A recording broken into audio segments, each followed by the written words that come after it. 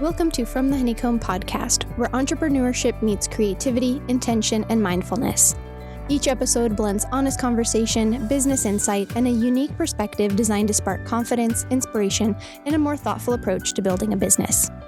If you're an entrepreneur, a creative professional, or someone looking to build something that truly matters, you've come to the right place. So settle in, take a deep breath, and let the buzz of positive energy spark your curiosity.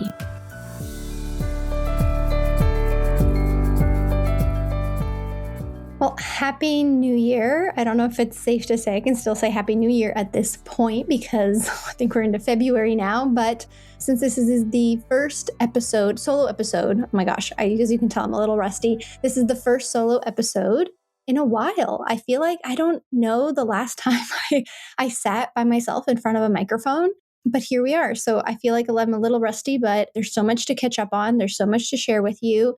It's a new year, which means I have a new word of the year. I want to reflect on last year's word of the year, catch you up on what's been going on with my business. My business has grown so much. There's so much abundance right now. I'm really, really grateful for that. But that just means I just haven't had as much time. But I'm excited to sit here with you and be on the podcast and just be in your ears. Just me.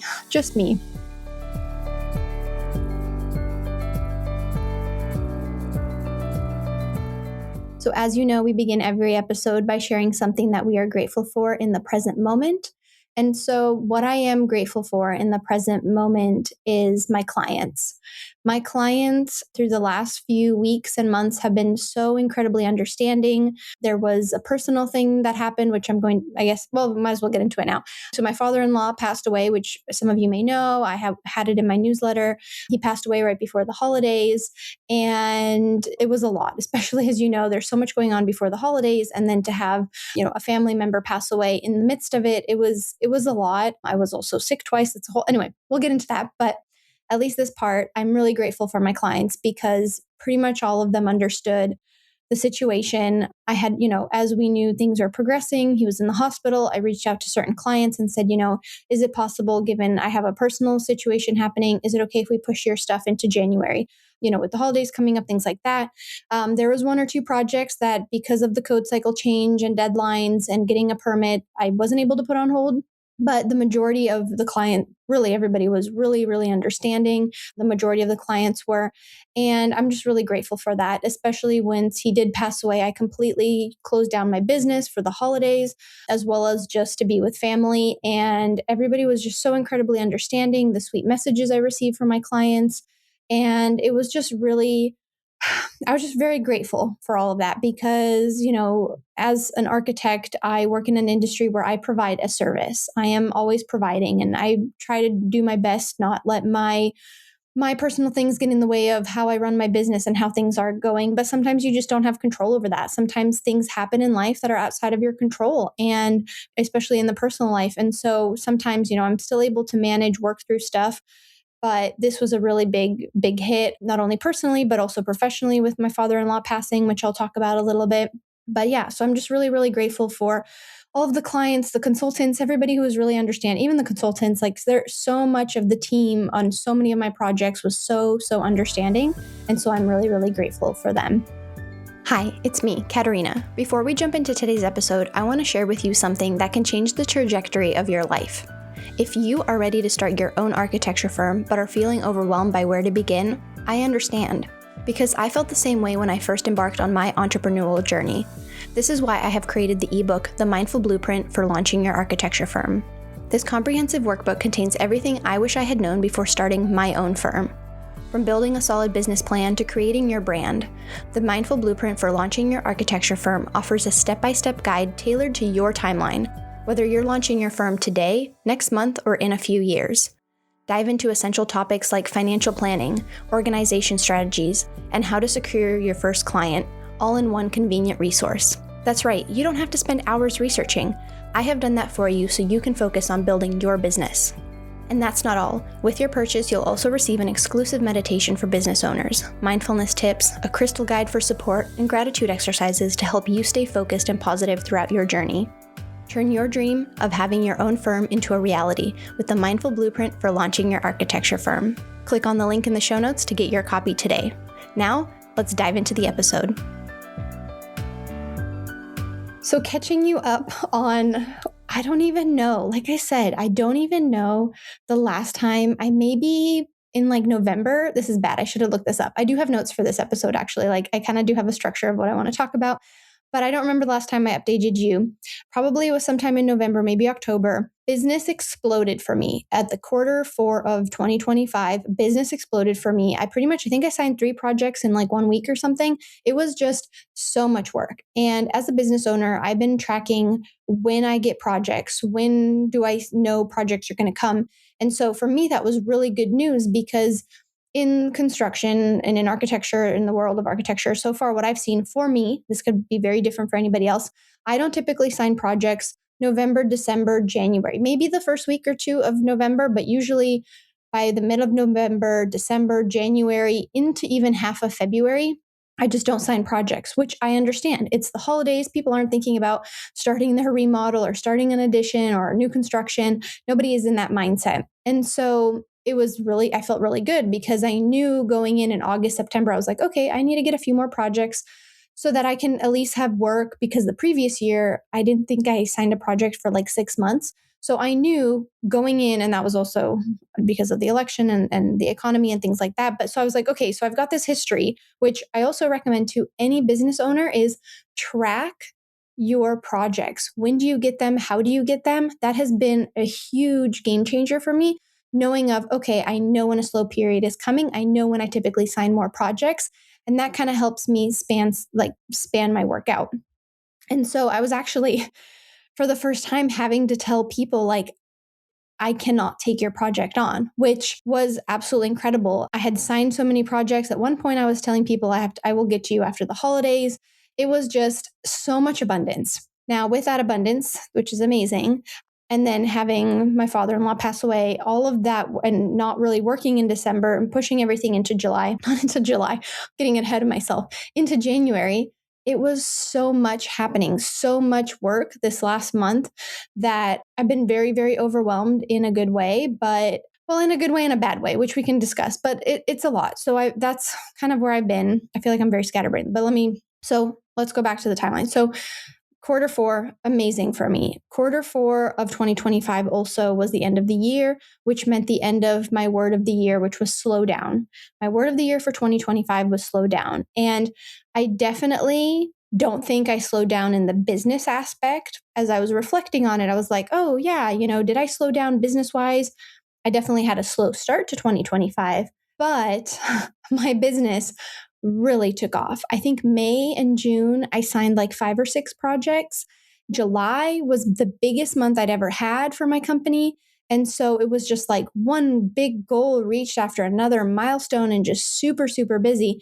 So I did not slow down in my work, but I will say I kept reminding myself that slow down is when I wasn't working, I did slow down. I definitely made sure that when I wasn't working, I was making sure I was getting the right sleep, the right nutrition. I was being outdoors. I finally learned a little bit I learned how to surf. So I've been living in like a beach town for the last like 7 years or something. I think it's like 7 years, and finally got on a surfboard, and I was doing so much fun stuff and just like doing fun things, but also being mindful of like not overbooking myself with social engagements and really saying no. Thankfully, especially coming up to the holidays, there were so many things I wanted to do, and I ended up saying no to like friends and family and just being like, you know what? The year before I burned out at this time. So I still want to be able to enjoy the holidays. I have so much work coming in. Like I want to be able to not fully burn out on, burning the candle at both ends. And so I definitely think my word of the year, slow down, was really significant for me in 2025. So I'm really, really grateful for that word. As of course, the holidays were coming up, like the first week of December, I got really sick. I usually never get sick. I get sick like once a year. There was some awful cold, cough thing coming around. It was awful. It kicked my butt. I had to take a few days off of work for that. And then my father-in-law ended up going to the hospital, which we saw coming, we didn't see coming. I don't know how much personally I want to share about it, but it was definitely very different than in the past. And so I kind of put my business a little bit on hold with like, okay, let's just do the necessary things. He also was semi-local, so we were driving about an hour and a half one way to go to the hospital to visit him every day. So there was a lot going with Jesse, and that was a lot. Then he ended up passing away, and then I got sick again. And then it was the holidays, and it's just like, so December really kicked my butt in more ways than one, emotionally, mentally, spiritually. But the one thing I will say for the passing of my father-in-law, for those of you who aren't subscribed to my newsletter, and I shared about it back in January, he was also a contractor. So I also have projects with his company still. So I don't know how many people realize, or even my clients realize, or friends and things, that it wasn't just a personal loss, it was also a professional loss. And trying to navigate that as well was very different. I've had grandparents pass away in the past, but this was very different. This was very close. Oh, I didn't think I would tear up. It's like, yeah, they say like the grief comes in waves and you just have to be patient with yourself. But this passing was a lot harder. I think it still is a lot harder than I had thought, because when I had first met my father-in-law, when I moved from Chicago to California, and I was working at an architecture firm, his contracting business was right next door. That's how I met my husband, because he was working for his dad, and I was working at the architecture firm next door. When I first met him, and I think I met him before I even would have met my future husband, he just was so respectful. And as a young female in the industry, sometimes you just didn't get that respect. And I had been coming from a firm in Chicago that didn't really value general contractors. It was kind of like, oh, don't trust them, you can't believe what they say, things like that. There was just a very negative connotation about contractors. And so when I first met my father-in-law, and the contractor next door, I was like, oh, who's this guy? Like, I can't trust him. And, and I'm also a young girl. And I always felt like I had to like assert myself in a way, especially when it was all male meetings and everybody in the meeting was male. And he was in a lot of meetings because my former boss used to work with him a lot. And so he always showed me so much respect. And I think that early on, I was just like, okay, that was a huge thing for me. Like, he didn't look at me like I was too young in the profession or I was the only woman in the project. He just showed me respect from the beginning. And his men, his team, everybody always showed me respect from that company. And so yeah, sorry, I'm tearing up again. But yeah, so that's huge. It made a huge impact on me.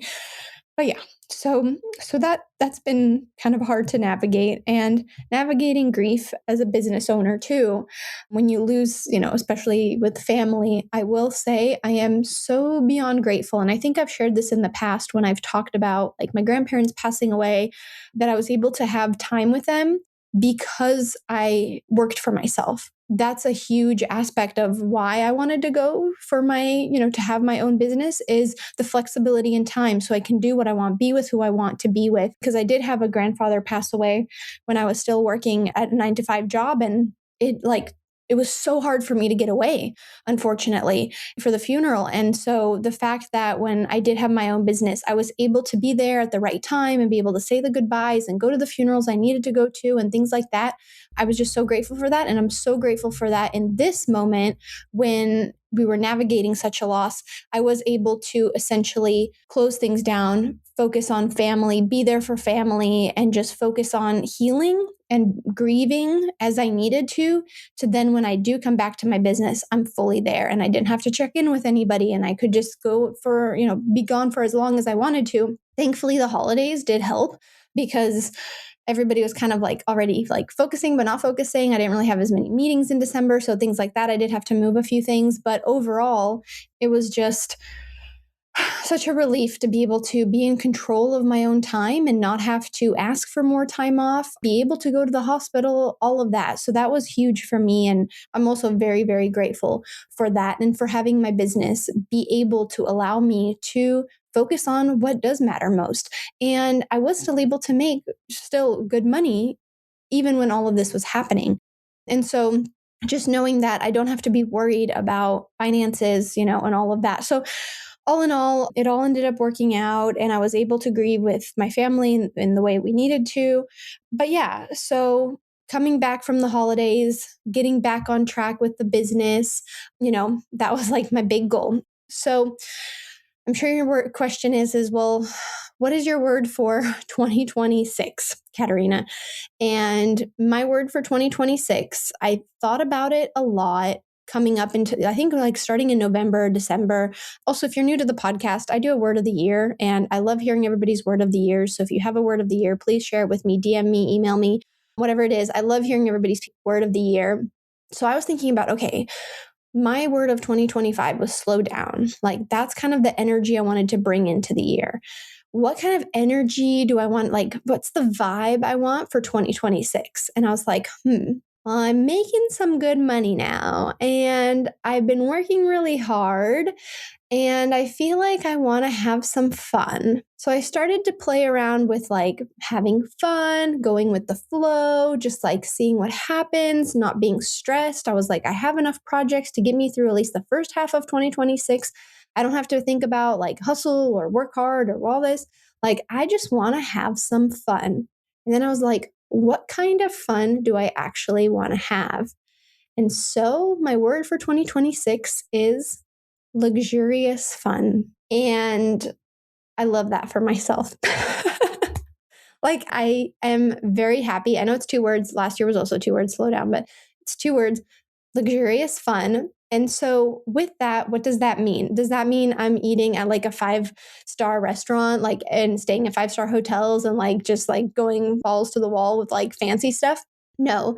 But what I'm doing is anytime I want to do something fun, I want to make it luxurious. And luxurious doesn't always mean expensive or like it has to cost a lot. Luxurious can just mean I want to have fun. I work hard. And when I have fun, I want to just have it be luxurious. So what does that look like? Well, from the day to day, like my luxuriousness, I've lengthened my morning ritual. So what is my morning ritual? So my morning ritual actually has changed a lot now throughout the last few years of being an entrepreneur. And I just wasn't sure, like, you kind of like, you got to figure it out. And so my new morning ritual, morning schedule is I wake up, I come downstairs, and then I will get the water boiling because now I do hard boiled eggs in the morning. I used to do omelets. Now I do hard boiled eggs. So I'll get the water boiling and I'll go sit down and I'll meditate and I'll journal. And then by then the water's boiling and then I'll put my eggs in. And while my eggs are being boiled, I'll start kind of cleaning, like I'll take out the dishes and I'll start prepping my breakfast and I'll make my coffee or my tea, whatever I'm feeling that morning. I'll kind of lay out my breakfast after. I also do it with a bagel with some light cream cheese. So I've got some bagels, some cream cheese. I've got my hard boiled eggs. And then I just sit and I'll read my book for a little bit, or maybe I'll look on Instagram, but I'm trying to get away from Instagram in the mornings. But yeah, so that to me is luxurious. Like I'm not rushing. I'm not trying to make something really quickly. I'm doing it with like an intention of just being like luxurious. Now, it also means that I am doing things that are more luxurious. I am going on a women's retreat, a small business women's retreat to go skiing to Jackson Hole, which is like a bucket list thing for me. That is a luxurious fun, I would say, going to Jackson Hole, which I'm very, very excited about. So that's something that's luxurious for me. My birthday's coming up. I was thinking about a location to go to. I've picked a luxurious vacation that I want to go to. And so there's all these little luxurious things. We also have a big trip coming up in the spring that's going to be very luxurious with more details to come. I don't want to like share too much, but there's just everything I'm doing with a sense of just luxury. Like I said, it doesn't have to be costly, but it just luxurious fun. Not just like cheap fun, like whatever, but I want, because I've been working so hard the last few months and I've just been crushing it at work. So when I have that downtime, I want it to be luxurious. What can I say? Like, I'm working so hard, I'm making good money, and I feel like it's time to not only give back to myself. So, even like, I booked a really nice massage, and to a spa that I really like to go to. Like, I'm doing all this luxuriousness because I'm working so hard. So, word of the year is 2026. That's the vibe, that's the energy I'm coming in with. Luxurious fun. I love it for myself, and I'm very excited about it. So that's where we're now in January. So to just kick off quarter one just kicked off in ways that I never thought it would have kicked off. Like I said, I usually don't typically sign projects in like January, February. The first week of January, I already had two potential clients and scheduled two potential client meetings scheduled. And by the second week, I had two proposals out for projects. These clients are definitely, we're still in the works. We're still talking. Depending on when this episode airs, we'll see if they're signed up. But also because of my current workload, I'm just not able to start work until March. And that's something too I'm starting to navigate is I've had such a heavy workload. A lot of what I'm reminding myself is in December, I didn't work as much. I keep telling myself, hey, you worked a little bit, but don't be hard on yourself because you're coming off of, a lot happening in life and going through a personal loss and things like that. And so I had an email pop up. Did you hate when you see that? Like a little, sorry, email pop up. I was reading it and it just totally lost my train of thought. But yeah, where was I going with it? Oh my gosh, I completely lost it.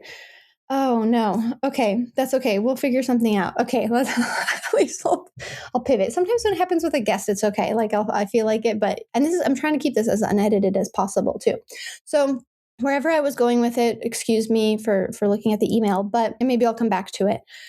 So there was a lot. Oh, yeah, that's right.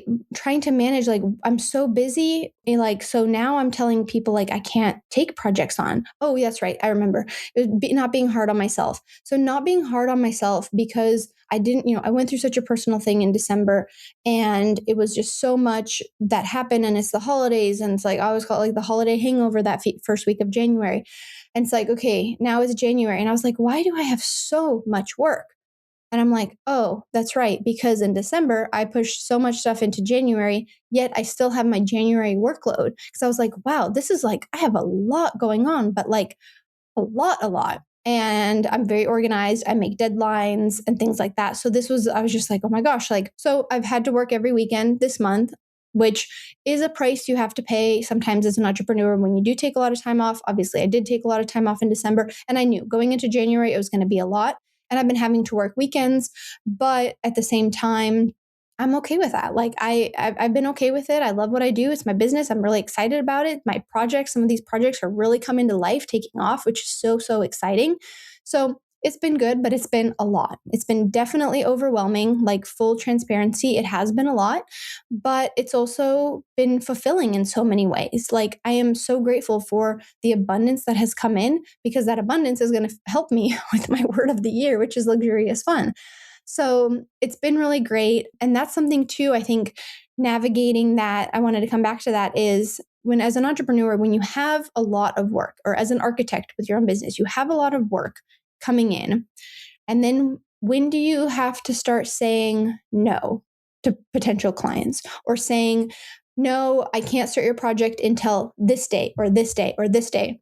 So that was something I had to start kind of really experimenting with in the fall is okay, I know now what my workload is for the next few months, but what if somebody decides to put up their project on hold, which actually happened back in January. One of my clients reached out and said, hey, I'd actually like to put the project on hold. I was like, absolutely, that sounds great. Thank you. That actually put one project on hold for me, which was a very big blessing for me. And so there's always something like you just never know what's going to happen. And then what if you say no to too many projects? And then eventually, when you get to the point where you've completed all the work and you're dried up and you're like, oh my gosh, I should have said yes to the more projects. So I don't really have an answer yet on like how to go about it, but like trust your gut. Trust your gut with, how much you can take on. And I think for me, I'm looking, so I'm recording this end of January. We're looking into February. I'm looking down February and March now. I'm looking at all the work I have to do. And I had a little bit of freak out this week. I was like, I'm just so overwhelmed still with like, there's so much work coming, which is great. But oh my gosh, like I could go for a vacation. I could leave for like 2 weeks. Like I need a vacation. I need some time away. Like I don't want to burn out. So how do I go about this sustainably? I'm overwhelmed. And I kept reminding myself, I always freak out, but the work always gets done. But it gets done because I'm organized. I don't procrastinate. Maybe like 2%. There's like a 2% procrastination on certain things. But in majority, I'm not 100% non-procrastinator. There are definitely things in my inbox that I should have reached out like a week or two ago or have answered a week or two ago, and I didn't. But in the grand scheme of things, I'm not a procrastinator. I stay very organized and I make it a priority. If I know something is due, I am very proud to say that I make the deadlines I have to make.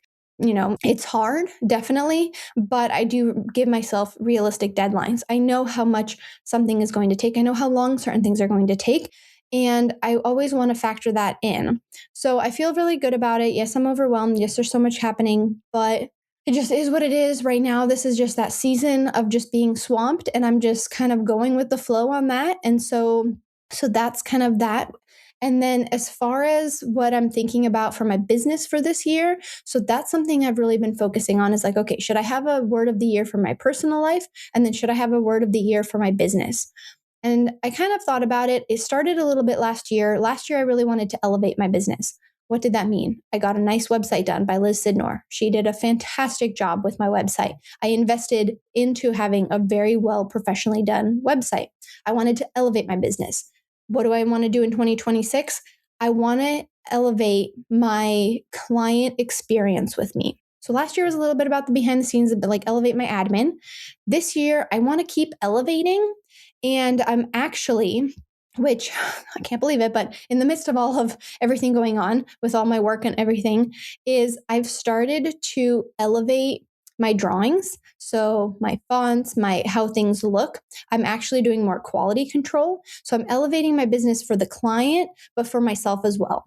So for myself, like I said, I'm doing quality control on my drawings. I sent out my drawings to a trusted colleague last year and I said, give me your full, honest thoughts on what this construction set looks like, because in 2026, I am hoping to better my drawings, make them more legible, make them easier to read. Just there's so much I want to invest into that formatting of my drawings and the quality control because there are a few things here and there that I miss.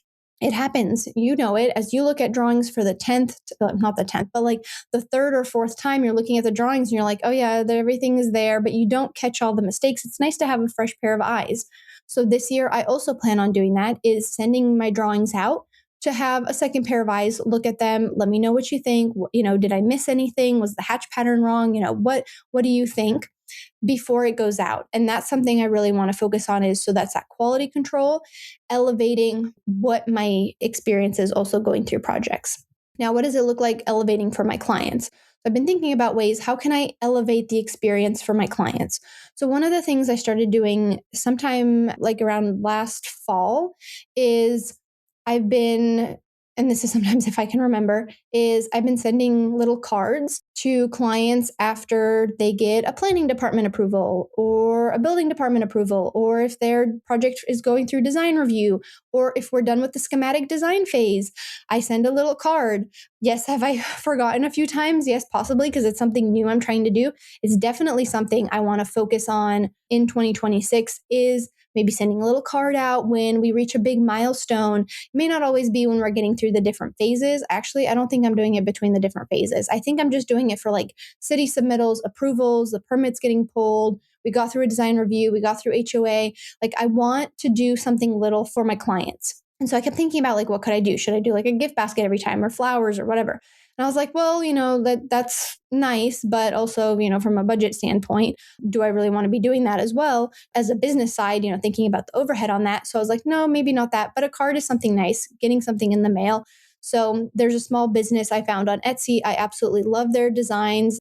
I always buy my Christmas cards from them. I handwrite all of my Christmas cards for my business.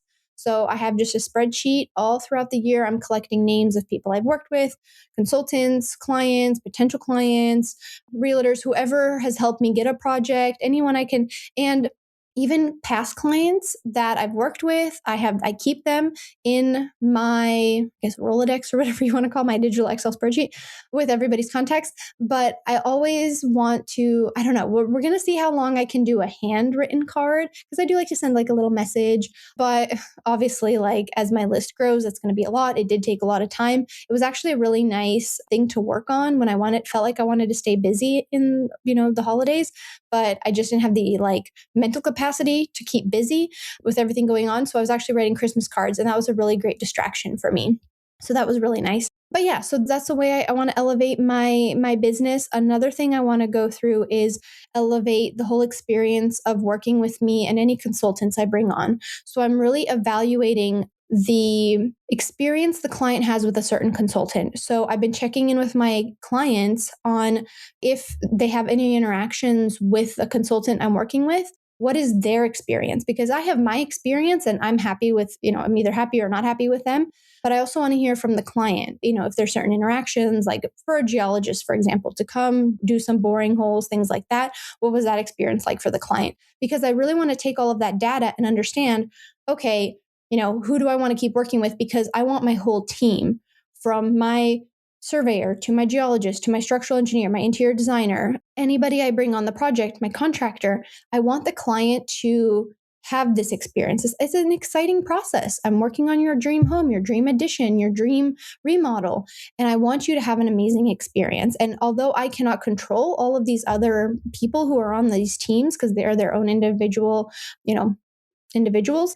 I do want you to have a good experience. And so I'm really vetting and I'm really wanting to invest this year saying, okay, here's who I really want to bring on for my next projects because my clients had good experiences with them. And so those are kind of ways I'm thinking, and I'm still brainstorming ways, and like things are going to come up throughout the year where I'm going to be like, oh, yes, that's another way I can elevate. That's another way I can elevate. So I guess really I do have two words of the year. I have my luxurious fun for my personal, and then I have my, elevate, continue to elevate my business, but elevate the experience, not elevate just like the business itself, which I think I really did in 2025.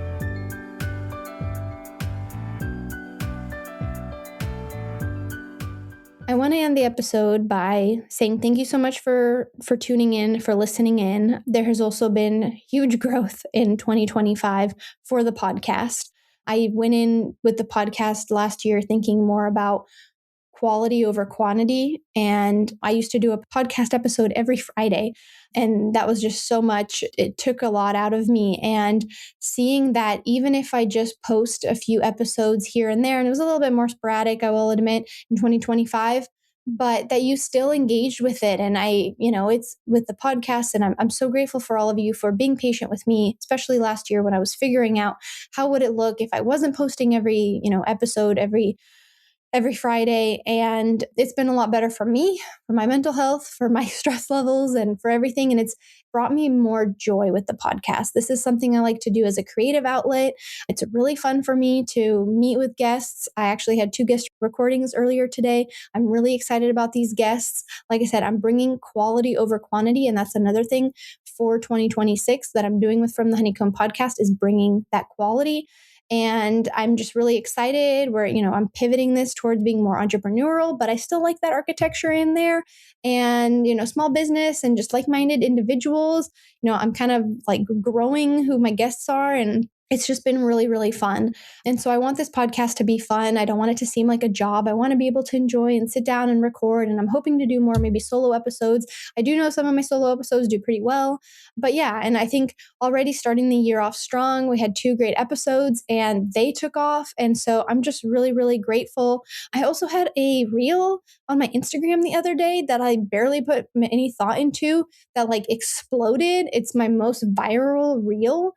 Like, I don't know. I think it has like over 15,000 views at this point, which, listen, most of my views aren't that significant. I'll have a few in the couple thousands here and there, but like this one just exploded and I've gotten so many followers and I'm just like riding the wave of social media because I can't, the algorithm, all this stuff. I got a notice that I think I was shadow banned at one point, and I was like, what does that even mean? I've heard of it, but like, how do I get out of it? And so I just was like, I can't even deal with that.